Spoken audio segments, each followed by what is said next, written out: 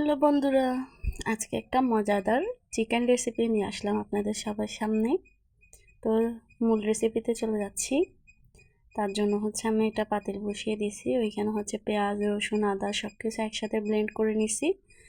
তো ওইটাই আমি তেলের মধ্যে ভেজে নিলাম। তারপর এলাচ, দারচিনি, লবঙ্গ দিয়ে দিলাম।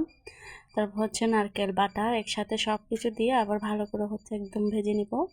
তারপর এখন অ্যাড করে দিলাম 3 চামচ টক দই। তারপরে দিলাম পরিমাণ মতো লবণ। তো আপনারা যার যেরকম, অনেকজনের হয়তো টক দই পছন্দ না, তো এটা আপনারা স্কিপ করতে পারেন। তারপরে দিয়ে দিলাম রাঁধুনি রেডিমিক্স মাংসের মশলা, হলুদ, তারপর মরিচের গুঁড়া দিয়ে ভালোভাবে কষানোর পরে এখন আমি আবারও দিয়ে দিলাম কিছুটা পরিমাণ টমেটো সস। এটা ঘরে বানানো ছিল আমার। তো দিয়ে আবার ভালো করে একদম কষানো হয়ে গেছে। তেলটা যখন উপরে চলে আসবে মনে করবেন আপনার মশলাটা কষানো হয়ে গেছে। তারপরে আমি চিকেনটা দিয়ে দিলাম। চিকেনটা আমি ছোট ছোট করে কাটছি। তো আপনারা চাইলে বড় ছোট যেরকম ইচ্ছে ওরকম সাইজ করে কাটতে পারেন। তো এটাও এখন দিয়ে ভালো করে এখন আমি এটা কষিয়ে নিব। তো আমি এখানে এক ফোঁটা পানিও ব্যবহার করব না আজকে। এটা আমি দুধ দিয়ে রান্না করব, একদম পানি ছাড়া, শুধু দুধের উপরে রান্না করতেছি।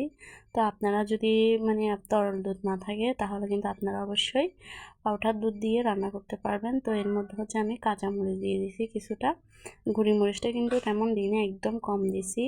তারপর এগুলোকে কি বলে, পোলাও পাতা বলে আমাদের এখানে, জানি না কে কী বলেন। তো এটা দিলে ঘ্রাণটা খুব ভালো আসে।